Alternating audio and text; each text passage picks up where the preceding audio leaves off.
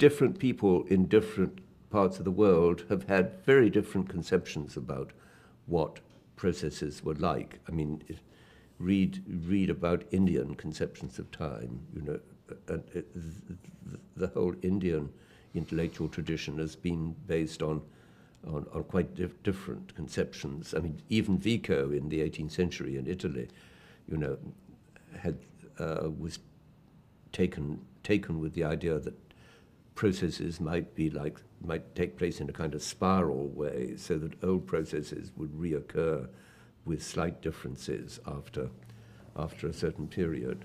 And Plato himself actually became aware of a good deal of the old Oriental traditions about here, and there's some evidence that he was interested in the possibility of time being cyclical and recurring. And there were many Greeks who tried to calculate what would be how long it would take for all of the planets to come back and occupy the same position as they had at any particular moment. There was the idea of what Plato called the Great Year.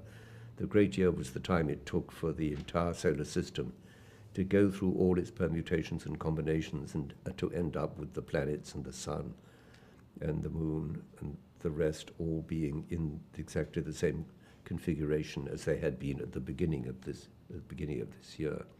And the thought was that maybe when this happened, everything human would start again from scratch in a new repetition of the cycle, which is an idea that would make more sense to a Buddhist now than to most kinds of Christian. And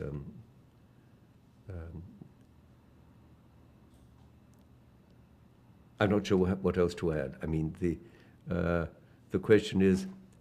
question for the discovery of time was the question: is there a shared conception of time which we can use to talk about human affairs, to talk about history, to talk about the origins of society and the rest, and also to talk about nature and its transformations?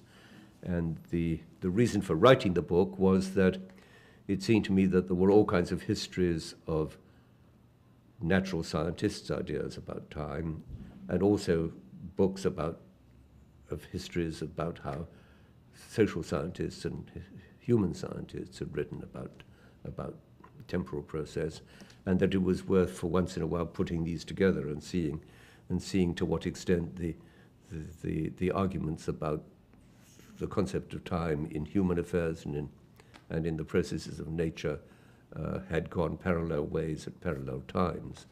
It turned out, of course, that they were more closely related than one might suppose. In fact, if you look at the introduction to Charles Lyell's Principles of Geology, he refers in the introduction to the German historians Ranke and Co. in Berlin, whose works he had read and by whose methodological example he had been guided into studying the history of geology in the kind of way he did.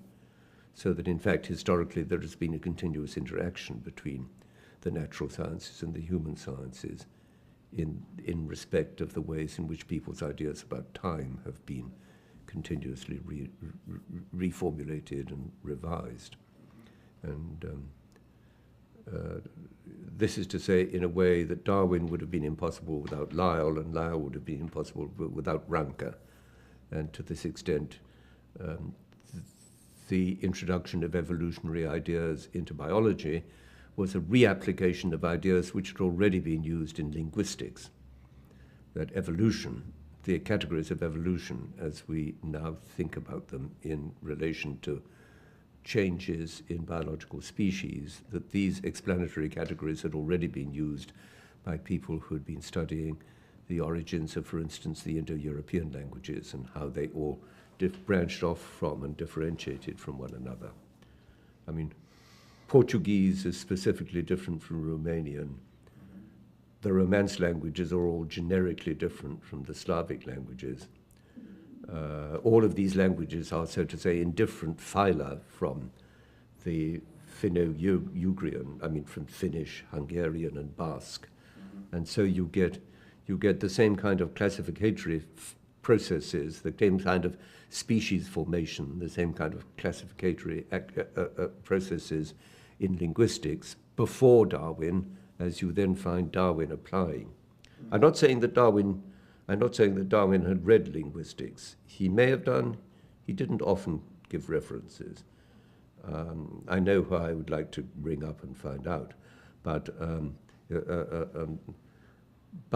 certainly Lyell had read a lot of these things, and Charles Darwin was very dependent on Lyell for many of the questions that he took with him when he went on the Beagle on that circumnavigation of the globe, which was where he formulated for the first time his own new ideas in a clear-cut way.